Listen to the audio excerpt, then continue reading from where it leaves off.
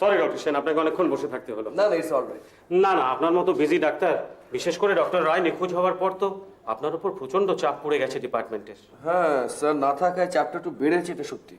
ভীষণ খারাপ লাগছে আমার, কিন্তু আমার উপায় ছিল না, এমন ফেসে গেছিলাম। আবগারি কর্তাদের সঙ্গে একটা মিটিং ছিল এই ড্রাগ পেডলিং, আর্মস স্মাগলিং এসব ব্যাপারে। ইচ্ছে থাকলেও। ঠিক আছে ঠিক আছে, দেখুন আমি তো অ্যাপয়েন্টমেন্ট ছাড়াই এসেছি, তো আপনার কোনো দোষ নেই। চা খেয়েছেন? হ্যাঁ খাচ্ছি। আচ্ছা, তাহলে যে ব্যাপারটা নিয়ে কথা বলতে এসেছিলাম, এবার শোনা যাক আপনি কি কারণে এসেছেন, বলুন। স্যারের ব্যাপারে কোনো খোঁজ খবর পেলেন? না, এখনো কোনো রকম ক্লু খুঁজে পাইনি, তবে চেষ্টা চলছে এবং কয়েকদিনের মধ্যে কিছু একটা বলতে পারবো আশা রাখছি। আমি অবশ্য একটা ব্যাপার নিয়ে খুবই চিন্তিত। গণেশ বান্না এখন আমাদের হাতে একমাত্র অস্ত্র। আর আপনি তো জানেন যে স্পন্দনের সিকিউরিটি খুবই ঢিলেঢালা। অবশ্য আমার ডিপার্টমেন্টের প্রত্যেকে আমি অ্যালার্ট থাকতে বলেছি।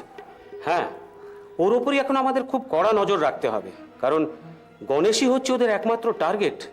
কোনো রকমে যদি স্পন্দন থেকে ওরা গণেশকে বার করে নিয়ে যেতে পারে। সেই জন্যই আপনার কাছে আসে স্যার, কারণ স্পন্দনের সিকিউরিটির ওপর ভরসা করাটা ঠিক হবে না। অল্টারনেটিভ কিছু ভেবেছেন কি? হ্যাঁ, যদিও পুলিশের হাতেই দায়িত্বটা দেওয়া উচিত, কিন্তু লোকাল পুলিশকে বলা মানে অপরাধীর হাতে সুযোগ তুলে দেওয়া। তাহলে কি করবেন ভাবছেন? আচ্ছা, আপনি কি গণেশ বান্নার সিকিউরিটির বন্দোবস্ত করতে পারেন না?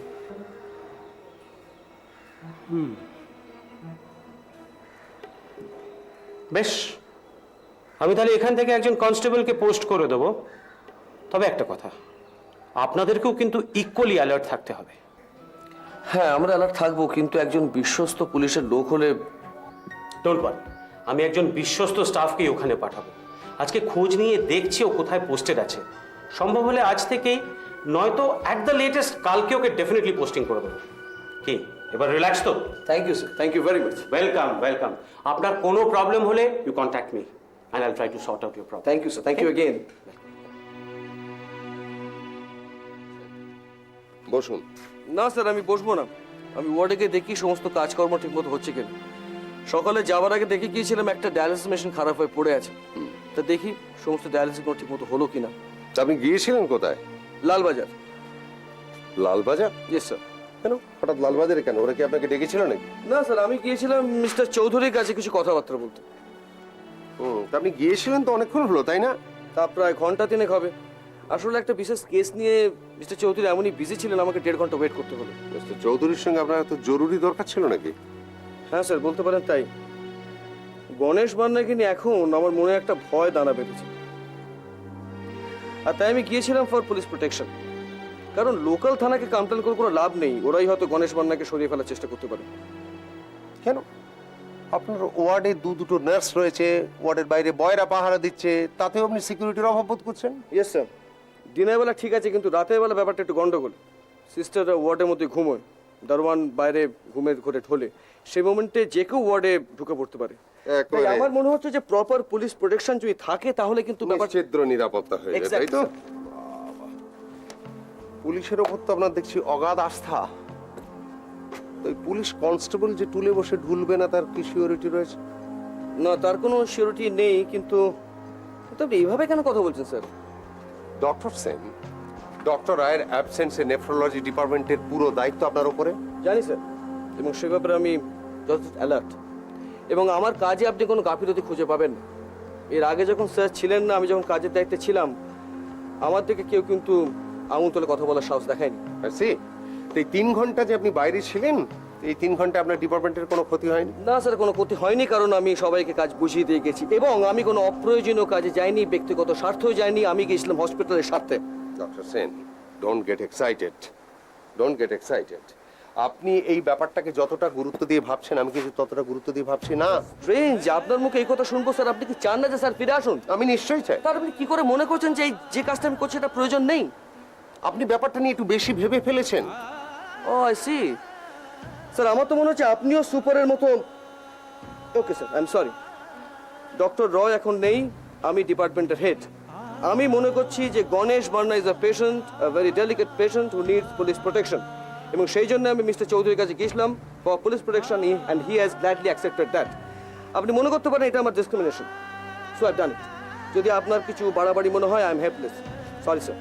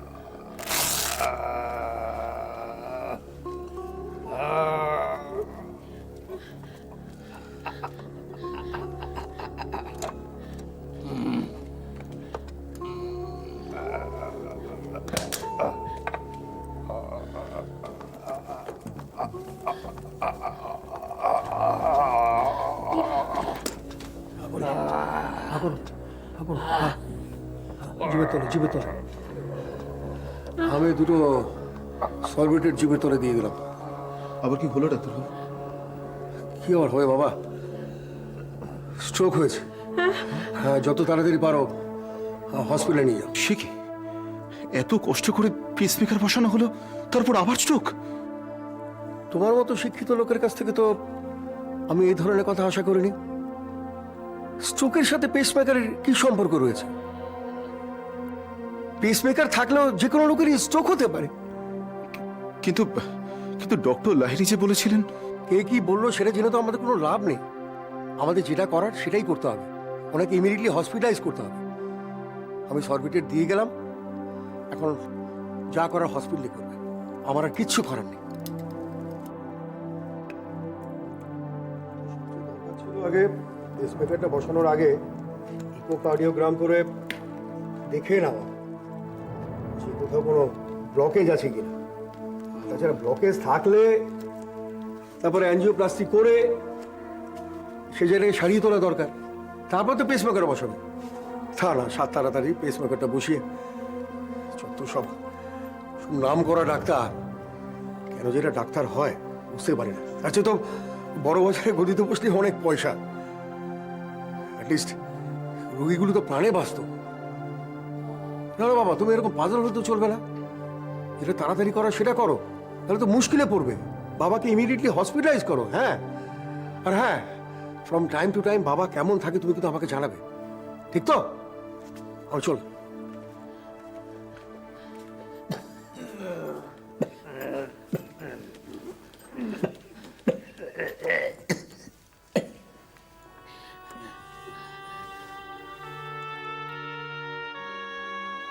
আমার কিছুতেই বিশ্বাস হচ্ছে না যে ডেপুটি সুপার আপনার সাথে এরকম ব্যবহার করেছেন। না, এই ব্যাপারে আমি একটু মর্মাহত নই। আমি ওনার থেকে বয়সে ছোট, উনি আমার থেকে সিনিয়র, উঁচু পোস্টে কাজ করেন, বলতেই পারেন, ঠিক আছে। কিন্তু যে ব্যাপার আমার খটকা লাগছে সেটা হচ্ছে যে উনি স্যারের ব্যাপারে এত কম গুরুত্ব কেন দেখাচ্ছেন। সে কি, উনি তো স্যারের ওয়েল উইশার, শুধু স্যারের নয় আমাদের প্রত্যেকের ওয়েল উইশার। তাহলে উনি সেখানেই তো আমার খুব আশ্চর্য লাগছে। তাহলে উনি এমনটা করছেন কেন? আপনার কাছ থেকে সবকিছু শোনার পর তো আমার নিজেরই খুব আশ্চর্য লাগছে। আচ্ছা, আপনি বলুন তো, গণেশ মান্নার ব্যাপারে মিস্টার চৌধুরীর কাছে গিয়ে পুলিশ প্রোটেকশন চেয়ে আমি কোনো অন্যায় করেছি? একদমই না, বরং আমার তো মনে হয় আপনি ঠিকই করেছেন। দেখুন, স্যারের অ্যাবসেন্সে আপনি ডিপার্টমেন্টের ইনচার্জ। এই সময় যদি গণেশ মান্না নিখোঁজ হয়ে যেত তো পুরো ব্লেমটা এসে পড়তো তো আপনার উপর। কেউ কিন্তু একটা কথা বলতো ছাড়তো না, অথচ সেই কাজটা করতে গিয়ে 3 ঘন্টা লেট করেছি বলে উনি আমাকে যা নয় তাই বললেন। কিন্তু আমি তো আমার সমস্ত কাজ বুঝিয়ে দিয়ে গেছি, আমার জন্য তো কাজ সাফার করেনি। সত্যি আমার না, মানে আমি কিছুতে বুঝতে পারছি না যে ডেপুটি সুপার হঠাৎ এতটা রেগে গেলেন কেন। যাকে যা হবার তো হয়ে গেছে। আমার কিন্তু মনে হয় আপনি আপনার ডিসিশনে স্ট্রিক্ট থাকুন। যে যাই বলুক, আপনি এখন ডিপার্টমেন্টের ইনচার্জ। আপনি যা বলবেন লোকে আপনার কথা মেনে চলতে বাধ্য। সেটা ঠিক আছে, কিন্তু আমি কিছুতেই বুঝতে পারছি না যে ডক্টর দত্ত কেন এমনটা করলেন। ওয়াই? ভুলে যান, এটা আর মনে রাখবেন না। আমার তো মনে হয় উনি নিজে একদিন ঠিক বুঝতে পারবেন। ওয়েল, বুঝতে পারলি ভালো।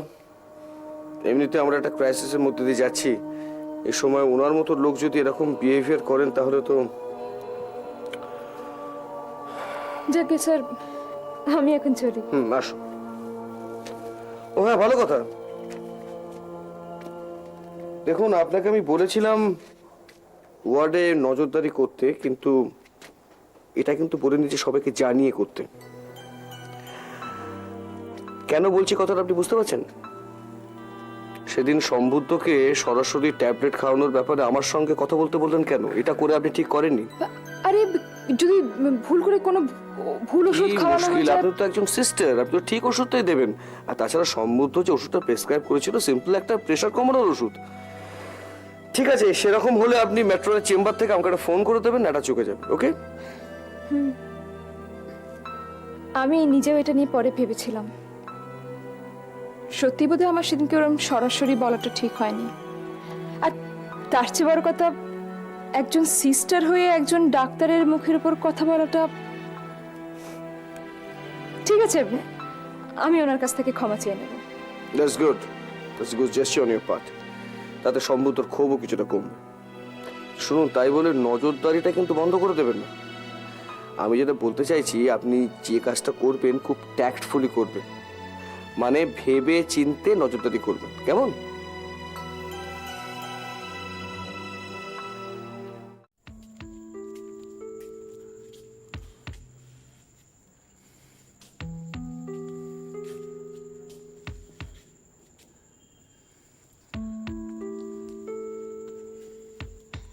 মা, কি ব্যাপার বলো তো? সুমন তো এখনো এলো না।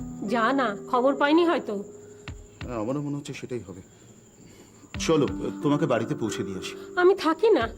তুমি এখানে সারা রাত? না না, এখানে তোমার পক্ষে থাকা সম্ভব না। কেন সম্ভব না?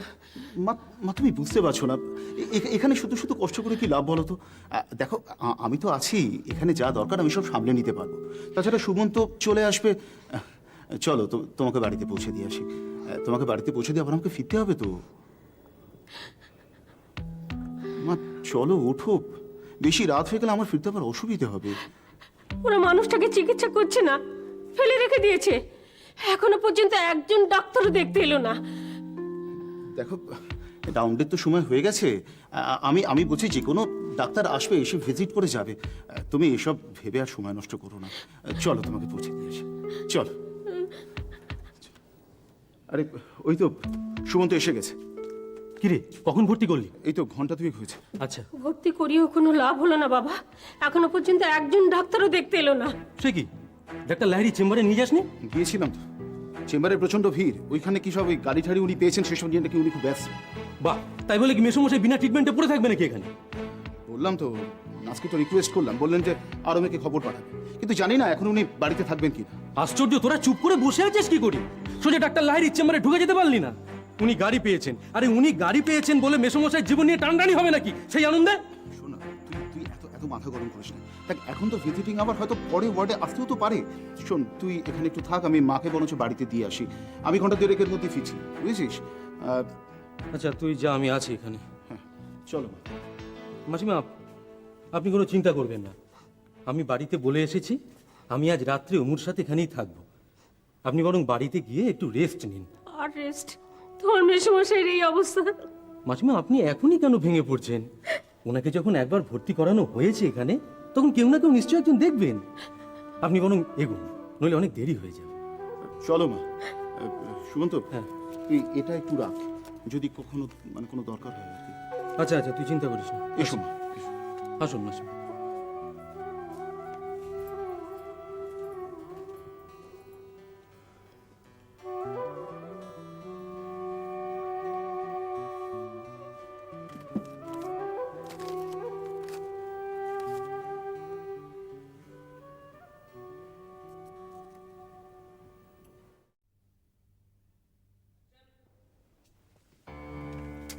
ডাক্তার লাহিড়ী, ও পান্ডে বলুন বলুন বলুন।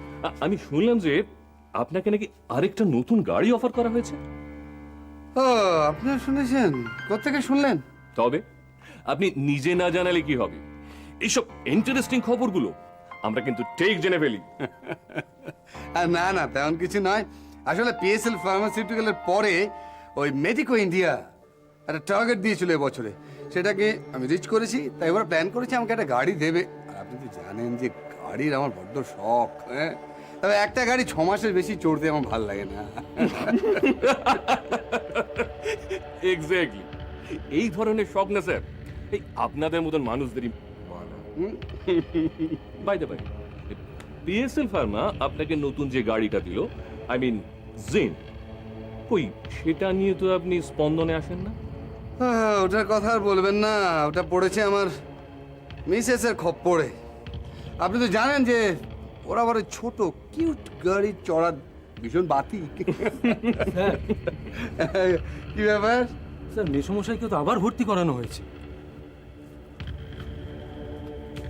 মেশো মশাই?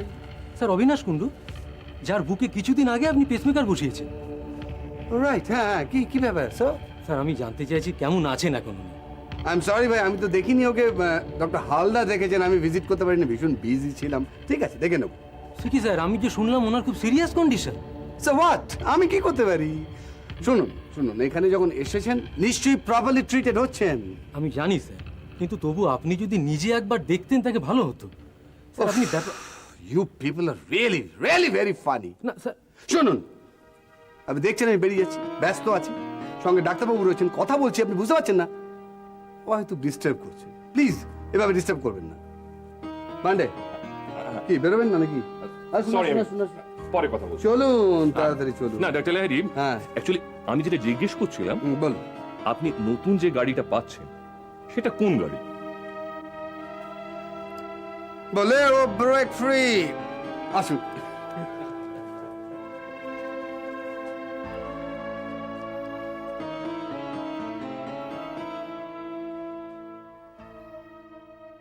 I'm totally shattered. I'm finished. আপনাদের জালে জড়িয়ে আমার সর্বনাশ হয়ে গেছে। আমার চোখের সামনে থেকে আশ্রমে ছেলে মেয়েগুলো নিয়ে গেল, আমি কিছু করতে পারলাম না। क्यों वो गुड़िया थाना वाला केस का क्या हुआ? वो लोग कुछ नहीं किया? না, ওখানেও কেউ কল কাঠি টেনে রেখেছে। লালবাজার থেকে নাকি ইনস্ট্রাকশন আছে, কোনো স্টেপ নেওয়া যাবে না। ठीक है, इतना सोचने का क्या है? सिचुएशन नॉर्मल होने दीजिए, तभी बच के वापस आ जाएगा। अब कुछ दिन के लिए चुपचाप रह जाइए। কতদিন চুপ করে থাকবো? আমার পেছনে পুলিশ পড়ে গেছে, যখন তখন লালবাজারে ডেকে নিয়ে যাচ্ছে, 2-3 ঘন্টা করে ইন্টারোগেট করছে। ইটস হরিবল। এই মেন্টাল টর্চার আমি সহ্য করতে পারছি না।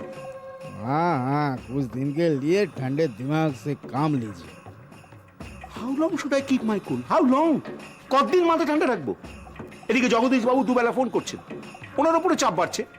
শুনলাম নাকি লালবাজার থেকে ওর উপর নজর রাখা হচ্ছে। ऐसा तो होना ही चाहिए।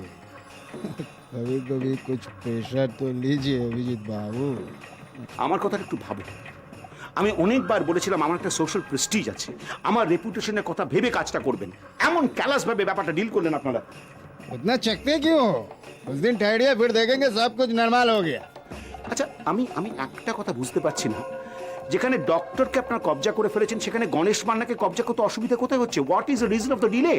এদিকে পুলিশ তো সতর্ক হয়ে যাচ্ছে।